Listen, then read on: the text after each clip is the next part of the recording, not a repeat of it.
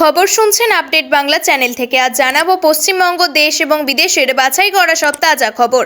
আপনি যদি চ্যানেলে নতুন হয়ে থাকেন তাহলে অবশ্যই চ্যানেলটি সাবস্ক্রাইব করুন, কারণ প্রতিদিনের সেরা খবরগুলি আপনার হাতের মুঠোয় পৌঁছে দিতে আমরা আছি সদা প্রস্তুত। শুরুতেই জানাবো সংবাদ শিরোনাম। সিঙ্গুরে টাটাদের কারখানা নিয়ে নীরব মোদি, প্রশ্ন উঠতেই সুকান্ত বললেন, পাকিস্তান দেবে পরমাণু, সৌদি আরবে দেবে টাকা, অস্ত্র আনবে তুরস্ক, তৈরি হবে ইসলামিক ন্যাটো। স্লো পয়জন হয়েছিল, খুন হয়েছেন খালেদা, প্রশ্ন মেডিকেল বোর্ডের প্রধান অভিযোগ ঘিরে। ম্যাচ হারলেও বিরাট ব্যাটে নজির, ফের কবে টিম ইন্ডিয়া জার্সিতে দেখা যাবে কিং কোহলিকে। বাংলা মানেই বাংলাদেশি, বাংলাদেশি মানেই অনুপ্রবেশকারী। বলিউডে ধর্মীয় মেরুকরণের অভিযোগ তুলে জোর বিতর্কে, নীরবতা ভেঙে কি বললেন এআর রহমান। কাশ্মীরে কাটিহার জঙ্গলে ঘাঁটি গেড়ে জইশ জঙ্গি, চলছে ধুমধুমার গুলির লড়াই, আহত 7 জওয়ান। বিজেপি মূল শত্রু, রাজ্য কংগ্রেসের আসন ভিত্তিক শক্তি যাচাই করতে বলল এআইসিসি। নন্দীগ্রামে অভিষেক ম্যাজিক, সমবায় নির্বাচনে পর্যুদস্ত বিজেপি। কেন্দ্রের মুখাপেক্ষী হয়ে বসে থাকা নয়, 15 দিনে 20 লক্ষ বাংলার বাড়ির টাকা, বললেন অভিষেক। বিজেপি শাসিত অসমে ফের বাংলার পরিযায়ী শ্রমিকের রহস্য মৃত্যু, খুনের অভিযোগে সরব পরিবার।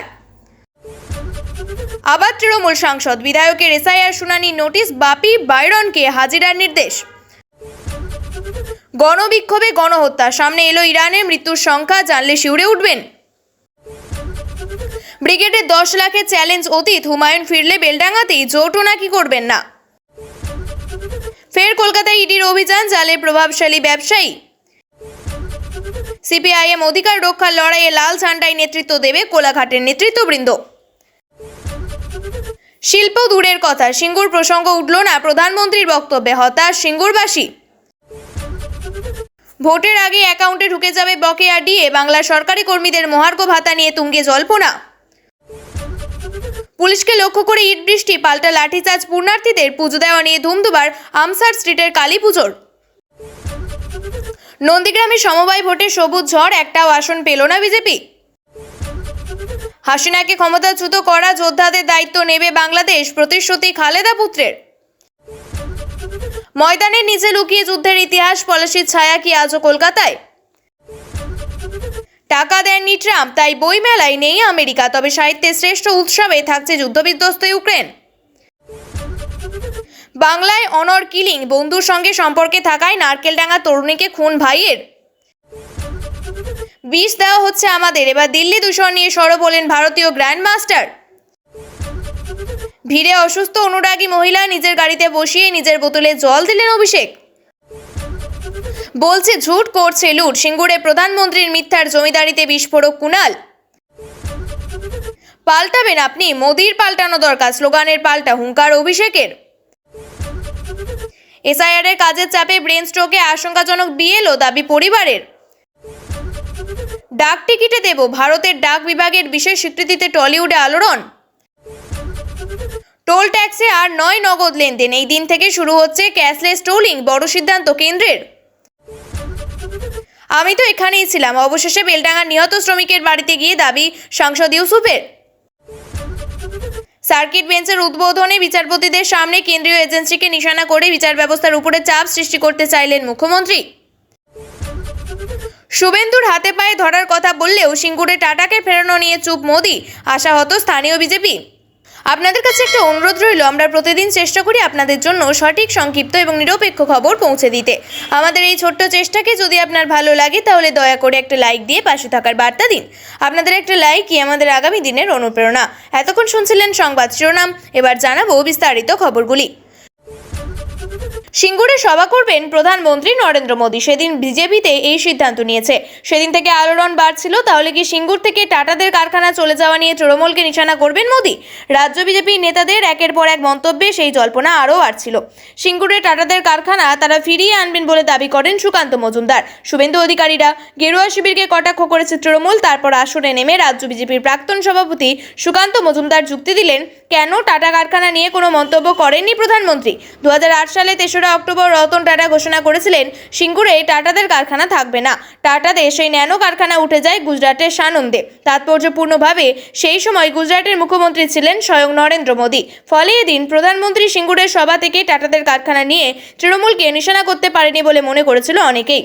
কিন্তু আধ ঘন্টার বেশি বক্তব্যে নানান ইস্যুতে তৃণমূলকে আক্রমণ করলেও সিঙ্গুর থেকে টাটাদের চলে যাওয়া নিয়ে একটা শব্দও বললেন না মোদী। শিল্প নিয়ে অবশ্য বলেছিলেন তার বক্তব্য বিজেপির সরকার বাংলার সিন্ডিকেট ট্যাক্স এবং মাফিয়া রাজ সম্পূর্ণভাবে নির্মূল করবে। তার কথা এটা মোদীর গ্যারান্টি। তাই আইনের শাসন প্রতিষ্ঠিত হলেই শিল্পী এবং বিনিয়োগ বাংলায় আসবে। সিঙ্গুরের সভা থেকে মোদী কেন টাটাদের কারখানার প্রসঙ্গ তুললেন না তা নিয়ে আলোচনা শুরু হয়। এই নিয়ে তৃণমূল এবং বিজেপিকে নিশানা করে বাম এবং কংগ্রেস। সিপিএম নেতা কলতান দাশগুপ্ত বলেন কোনো শিল্প তৈরি থাকলে উনি বেচে দিতে পারতেন, কিন্তু প্রধানমন্ত্রী কোনো শিল্প তৈরি করতে পারবেন না। এই জায়গায় মুখ্যমন্ত্রীর সঙ্গে দারুণ মিল রয়েছে। আর প্রদেশ কংগ্রেসের প্রাক্তন সভাপতি অধীর রঞ্জন চৌধুরী বলেন প্রধানমন্ত্রী তো এখানে শিল্প করতে আসেননি, দিদি এখানে শিল্প করতে আসেননি। আবার প্রধানমন্ত্রী টাটাদের কারখানা নিয়ে কিছু না বলাই বিজেপিকে কটাক্ষ করেছে তৃণমূল। রাজ্যের মন্ত্রী শশী পাজা বলেন সকাল থেকেই যেন একটা চিত্রনাট্য তৈরি হচ্ছিল, যেন প্রধানমন্ত্রী এসে সিঙ্গুরকে উদ্ধার করে দেবেন। আরও আক্রমণাত্মক তৃণমূলের রাজ্য সাধারণ সম্পাদক কুণাল ঘোষ। তিনি বলেন সিঙ্গুর নিয়ে একটাও শব্দ নেই, তার কারণ মমতা বন্দ্যোপাধ্যায়ের যে আন্দোলন সেটা শিল্পের বিরুদ্ধে ছিল না। এই যে বিজেপির একটা অংশ, সিপিএম এবং কংগ্রেসের একটা অংশ খুব নাচানাচি করলো, প্রধানমন্ত্রী কিছুই বলতে পারলেন না। মোদির আগে ওই সভা থেকে তিনি বলেছিলেন 26শে আপনার বাংলায় বিজেপি সরকার গঠন করুন, টাটাদের আমরা ফিরিয়ে আনবই। ভোট ঘোষণা, ছেলে বাংলাদেশে। সেই সময় খালেদা জিয়াকে খুনের চেষ্টা। সর্বোপরি তার চিকিৎসার জন্য গঠিত মেডিকেল বোর্ডের অন্যতম সদস্য ছিলেন পুত্রবধূ জুবেইদা রহমান। তারপরে কিভাবে হতে পারে ষড়যন্ত্র? বাংলাদেশের অন্দরে ঘুরপাক খাচ্ছে এই প্রশ্নগুলি। গত 30শে ডিসেম্বর প্রয়াত হয়েছেন বাংলাদেশের প্রাক্তন প্রধানমন্ত্রী, কিন্তু আজ হঠাৎ এই চর্চা কেন? চর্চা তৈরি হয়েছে একটা ইঙ্গিত ধরে। বাংলাদেশের সদ্য প্রয়াত প্রাক্তন প্রধানমন্ত্রী তথা বিএনপির চেয়ারপারসন খালেদা জিয়ার চিকিৎসায় ইচ্ছাকৃত গাফিলতি আনা হয়েছে বলে অভিযোগ তুললেন চিকিৎসার জন্য গঠিত মেডিকেল বোর্ডের প্রধান অধ্যাপক চিকিৎসক FM সিদ্দিকী। তিনি বলেন ভুল চিকিৎসা এবং অবহেলার কারণে খালেদা জিয়ার লিভারের অবস্থায় দ্রুত অবনতি ঘটে এবং তাকে মৃত্যুর দিকে ঠেলে দেওয়া হয়। প্রথম আলোর একটি প্রতিবেদন অনুযায়ী সম্প্রতি খালেদা জিয়ার জন্য নাগরিক সমাজের পক্ষ থেকে আয়োজিত নাগরিক শোক সভায় দেওয়া বক্তব্যে এই প্রসঙ্গ তুলেছেন চিকিৎসকেরা। তার কথায় মেডিকেল বিশ্ববিদ্যালয়ের চিকিৎসার ছাড়পত্রে ম্যাডামেরও জন্য আর্থ্রাইটিসের চিকিৎসার মেথোটেক্সেস নামক একটি ট্যাবলেট নিয়মিত সেবনের নির্দেশ দেওয়া হয়েছিল। ভর্তির পর তাকে ওই ওষুধ খাওয়ানো হয়েছে, তবে আমরা তাৎক্ষণিকভাবে ওষুধটি বন্ধ করে দিই। বস্তুত ঢাকার মেডিকেল এই বিশ্ববিদ্যালয় একটি সরকারি প্রতিষ্ঠান যা অন্তর্বর্তী সরকারের নিয়ন্ত্রণাধীন। এমনকি সেখানে স্লো পয়জনিং তত্ত্বকে ইঙ্গিতে শিলমোহর দিয়ে সিদ্দিকী বলেন মেথোটেক্সেস সেই ওষুধ যা তার ফ্যাটি লিভারের অসুখ বাড়িয়েছিল এবং সেটাকে সিরোসিসে পরিণত করেছিল। এই প্রেক্ষাপটে এটা তার লিভারের জন্য স্লো পয়জন ছিল। এরপরে তিনি বলেন লিভারের দ্রুত অবনতির মাধ্যমে তাকে মৃত্যুর দিকে ঠেলে দেওয়া হয়েছিল। বিরাট কোহলি যেন শুধু ক্রিকেটার নন, দেশের ক্রিকেটারদের কাছে আবেগের অন্য এক নাম, একরাশ ভালোবাসা। তাকে মাঠে দেখার জন্য প্রতিনিয়ত অপেক্ষা। নিউজিল্যান্ডের বিরুদ্ধে তৃতীয় ওয়ানডেতে তার ব্যাট থেকে এলো 124 রান। এরপর দীর্ঘ অপেক্ষা, ফের কবে টিম ইন্ডিয়ার জার্সিতে দেখা যাবে কোহলিকে? বিরাট কোহলি মানেই রেকর্ড। ইন্ডোরে আন্তর্জাতিক কেরিয়ারের 85তম সেঞ্চুরিটা হয়ে গেল। ওয়ানডে নিরিখে 54 সেই সফরে তিনি ছাপিয়ে গেলেন প্রাক্তন অজি তারকা রিকি পন্টিংকে। 3 নম্বরে নেমে ওয়ানডেতে তার রান 12,655 আর কোহলি এখন 12,622। নিউজিল্যান্ডের বিরুদ্ধে সব ফরম্যাটে মিলিয়ে সবথেকে বেশি সেঞ্চুরি তার নামে। টি20 এবং টেস্ট দুই ফরম্যাট থেকে অবসর নিয়েছেন, এখন শুধু খেলেন ওয়ানডেতে। সমস্যা হলো এই ওয়ানডে ফরম্যাটিং ইদানিং আরও বেশি খেলা হয় না। 2026 সালে তার মাঠে নেমে খেলতে দেখা যাবে হাতে গোনা কয়েকটি ম্যাচে। হিসাব বলছে অবসর গ্রহণ না করলে, চোট না পেলে বা কোনোভাবে দল থেকে বাদ না পড়লে 2026 সালে অন্তত 15 বার মাঠে নামবেন তিনি। তার মধ্যে 3টি ম্যাচ হয়ে গেল। দেশের হয়ে ফের তাকে খেলতে দেখা যাবে জুনে। ঘরের মাঠে আফগানিস্তানের বিরুদ্ধে 3টি একদিনের ম্যাচ খেলবে ভারত। তখন আবার ভারতের জার্সিতে দেখা যাবে কোহলিকে। অর্থাৎ প্রায় 6 মাসের অপেক্ষা। তারপর অবশ্য অতটাও অপেক্ষা করতে হবে না। জুলাই মাসে ইংল্যান্ড সফরে যাবে ভারতীয় দল, সেখানে 3টি ওয়ানডে খেলার কথা। এরপর বছরের শেষে ঘরের মাঠে জোড়া সিরিজ রয়েছে ভারতের। ওয়েস্ট ইন্ডিজ এবং নিউজিল্যান্ডের বিরুদ্ধে 3টি করে ওয়ানডে খেলার কথা মহাতারকার। এর বাইরে সম্ভবত 14টি ম্যাচে আইপিএলে খেলার কথা রয়েছে তার। আবার সম্ভবত একই ঘটনাই ঘটল ঝাড়খণ্ডের বেলডাঙ্গা। ঠোঁটে বাংলা ভাষা, তাই সন্দেহ হয়তো আলাউদ্দিন শেখ বাংলাদেশি বাঙালি, তার মানে অনুপ্রবেশকারী। অতএব মরতে হলো তাকে, সম্ভবত খুন হতে হলো। সংবাদপত্রের প্রকাশ 35 বছরের আলাউদ্দিন পরিযায়ী শ্রমিক হিসাবে কাজ করতেন। থাকতেন ঝাড়খণ্ডের বিশ্রামপুরের এলাকার বাড়িতে। সেখানে বৃহস্পতিবার তার ঝুলন্ত দেহ পাওয়া গিয়েছে। হয়তো আত্মহত্যা নয়, খুন, কেননা তিনি পরিযায়ী। অথচ বাংলা বলেন, তাহলে তিনি নিশ্চয়ই বাংলাদেশি, এবং বাংলাদেশি মানেই অনুপ্রবেশকারী। অতএব তাকে মেরে ফেলে টাঙিয়ে দাও, এমন সম্ভাবনাকে উড়িয়ে দেওয়া যাচ্ছে না। কেননা বাংলা বলার জন্য কেউ না কেউ দেশের কোথাও না কোথাও প্রায় রোজই খুন হচ্ছে। ফলে বাঙালি ক্রমেই আতঙ্কিত। বাঙালির মাতৃভাষা বাংলা, অধিকাংশ বাঙালির পক্ষে সেই ভাষায় কথা বলাই তো স্বাভাবিক। কিন্তু পরিস্থিতি ক্রমশ এখন এমন, বাংলার বাইরে তো বটেই, এমনকি ধর্মের সংখ্যালঘু সম্প্রদায়ের কেউ এ রাজ্যে বাংলা বললে সন্দেহ প্রসারিত হচ্ছে। জাল নথিপত্রের সাহায্যে বাংলাদেশ থেকে ভারতে অনুপ্রবেশ করছে, বেআইনিভাবে এই দেশে কাজ পেয়েছে, অতএব সে ক্রিমিনাল। পরিস্থিতি আরও জটিল হয়ে উঠেছে এই কারণে যে আমাদের বাংলা এবং পাশেই বাংলাদেশের প্রধান বাংলা ভাষা, কিন্তু আমাদের দুই দেশের মৌখিক বাংলা এতটাই ভিন্ন যে বাংলাদেশে বাংলাকে মুহূর্তে চেনা যায়। তবে অধিকাংশ মানুষ যারা এদেশে বাংলাদেশি বাংলা ভাষায় কথা বলে তারা এই দেশেরই নাগরিক, বেআইনিভাবে এদেশে বসে কাজ করছে এমন নয়, কিন্তু তারা ব্যাপ্ত বিভ্রান্তির শিকার হচ্ছেন। নতুন প্রজন্মের বাঙালি বাংলা ভাষা থেকে মুখ ফিরিয়ে নিচ্ছে, বাংলা ভাষায় বই প্রকাশের ব্যবসা ঝুঁকছে। বাংলার বই লিখে কয়জন বাঙালি বলার মতো উপার্জন করতে পেরেছে? তবে এই কথা ঠিক, কলকাতায় বাঙালির বাৎসরিক হিড়িক এবং হুজুক কলকাতা বইমেলায় প্রতি বছরে লক্ষ লক্ষ মানুষ উজান টানে। এই মেলায় জনপ্লাবনের বাড়ন্ত ক্রমান্বিত এক ম্যাজিক বাস্তব, যার সঙ্গে কোনো সম্পর্ক নেই বাংলা ভাষার ঘনায়মান বিপদের। বাঙালির বইমেলা কেটে গেলেও মনে হয় না বাঙালির মাতৃভাষার গভীর সংকটে। সম্প্রতি বলিউডে ধর্মীয় মেরুকরণের অভিযোগ তুলেছিলেন অস্কার জয়ী সুরকার এ.আর রহমান। দাবি করেছিলেন মুসলিম হওয়ার বিগত 8 বছর তিনি কোনো কাজ পাননি। তা নিয়ে তুমুল বিতর্ক চলছে। বলিউডের একাধিক তারকা এর প্রতিবাদ সমালোচনা করেছেন। অবশেষে এই বিষয়ে মুখ খুললেন এ.আর রহমান। তিনি বলেন, কারো ষড়যন্ত্র কারণ হতে চায়নি। প্রসঙ্গত, সম্প্রতি এক সাক্ষাৎকারে এ.আর রহমান দাবি করলেন, গত 8 বছরের ক্ষমতায় পালাবদলের পাল্লায় পড়ে বলিউডের বহু কাজ তার হাতছাড়া হয়েছে। এ নেপথ্যে সাম্প্রদায়িক বিভাজন নীতিও হতে পারে বলে মন্তব্য করেন তিনি। বলেছিলেন, যদিও বিষয়টি মুখের উপরে আমায় কেউ বলেনি, তবে কানাঘুষো এইসব কথা আমার কাছে এসেছে। অস্কার জয়ী সুরকার তথা গায়ক এও বলেন, আন্তরিকতা নিয়ে যদি কাজ না আসে আমি আবার কারোর কাছে গিয়ে নিজের তদবির করতে পারি না, কারোর অফিসে গিয়ে বসে থাকতে পারবো না। তাতেই মাথাচাড়া দিয়েছিল বিতর্ক। জম্মু এবং কাশ্মীরের কাটিহারে জঙ্গি অভিযানে জখম হলেন 3 সেনা আধিকারিক। গোপন সূত্রে খবর পেয়ে এদিন সকালে নির্দিষ্ট এলাকায় অপারেশন ত্রাসি চালায় সেনা। গভীর জঙ্গলে লুকিয়ে ঘাঁটি গেড়ে জওয়ানদের লক্ষ্য করে পাল্টা গুলি চালায় সন্ত্রাসবাদীরা। তখনই আহত হয়েছেন 7 জন জওয়ান।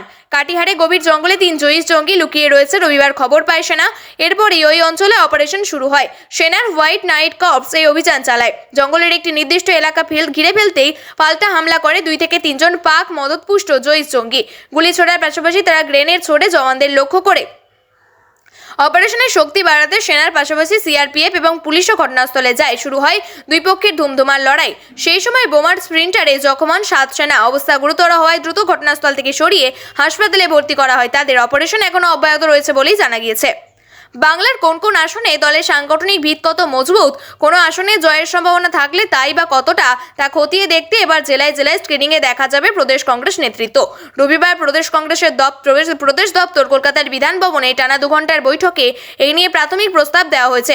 যে বৈঠকে বিজেপি এবং আরএসএসকে আবারও রাজ্যের দলের মূল শত্রু হিসাবে চিহ্নিত করে জানিয়ে দেওয়া হয়েছে, লড়াই অনেক গভীরে নেমে করতে হবে, যা খুব কঠিন। রবিবার প্রদেশ নির্বাচনী কমিটির এই প্রথম বৈঠকে প্রদেশ কংগ্রেস সভাপতি শুভঙ্কর সরকার ছাড়াও যোগ দিয়েছিলেন এআইসিসি কেন্দ্রীয় স্ক্রিনিং কমিটির চেয়ারম্যান তথা কর্ণাটকের বিধান পরিষদের সদস্য বি.কে হরিপ্রসাদ এই বৈঠকে স্পষ্ট বলেছেন, আমাদের মূল শত্রু বিজেপি এবং আরএসএস এর বিরুদ্ধে লড়াই অনেক কঠিন। সেই লড়াই গ্রামে গ্রামে প্রত্যন্ত এলাকার গভীরে গিয়ে করতে হবে, তার জন্য তৈরি হন। জানা গিয়েছে বৈঠকে দিল্লির নেতৃত্ব পরোক্ষভাবে বুঝিয়ে দিয়েছে এআইসিসি রাজ্য দলীয় সংগঠনের শক্তি পরখ করে নিতে চাইছে। এর আগেই দলীয় নেতৃত্ব তার রিপোর্ট পাঠিয়েছে, এবার বাস্তব ছবিটা বুঝে নিতে চায় তারা। তার জন্য রাজ্যকে সাংগঠনিক 5টি জোনে ভাগ করে দেওয়া হয়েছে। প্রত্যেক বিধানসভা থেকে 3 জন করে প্রার্থীর নাম চাওয়া হয়েছে। জেলা, ব্লক, এমনকি প্রদেশ নানান কমিটির কোনো সদস্যও যদি প্রার্থী হতে চান তার নাম পাঠানো যেতে পারে। এরপর রাজ্যের নির্বাচনী কমিটি, স্ক্রিনিং কমিটি এবং জেলায় জেলায় নিযুক্ত পর্যবেক্ষকরা বিভিন্ন জেলায় পাঠানোর প্রাথমিক প্রস্তাব দেওয়া হয়েছে। দিল্লিতে পাঠানো রিপোর্টের ভিত্তিতে এই কমিটির সদস্যরা একেবারে মাটিতে নেমে দেখবেন বলে দাবি অনুযায়ী কোথায় কোন প্রার্থীর পরিচিতি আর সংগঠনের ভিত আদেও কতটা মজবুত, সেই অনুযায়ী সিদ্ধান্ত নেবেন এআইসিসি। ভোট নিয়ে আবারও এদিনের বৈঠক বলে দেওয়া হয়েছে এআইসিসির উপর বিষয়টি ছেড়ে দিয়ে সংগঠন মজবুত করায় মন দিতে। সূত্রের খবর, মীর বলেছেন, নিজেরা নিজেদের পরখ করুন, নিজেদের শক্তি যাচাই করুন, নিজেদের কেন্দ্রের ভিত মজবুত করুন। শুভেন্দু অধিকারীর খাস তালুক বলে পরিচিত নন্দীগ্রামে ফের একবার ঘাসফুল শিবিরের দাপট। অন্যদিকে এই জয়কে বিধানসভা নির্বাচনের মহড়া হিসাবে দেখছেন শাসক দলের স্থানীয় নেতৃত্ব। তমলুক সাংগঠনিক জেলা তৃণমূলের সাধারণ সম্পাদক অরুণাভ ভূঁইয়া বলেন, সমবায় ভোটের ফলাফলই প্রমাণ করছে আগামী দিনে নন্দীগ্রামের মাটি থেকে বিজেপি পুরোপুরি সাফ হয়ে যাবে। মানুষ অভিষেক বন্দ্যোপাধ্যায়ের বার্তার উপর আস্থা রেখেছেন এবং আগামী বিধানসভা নির্বাচনে নন্দীগ্রামের তৃণমূলের শেষ হাসি হাসবে।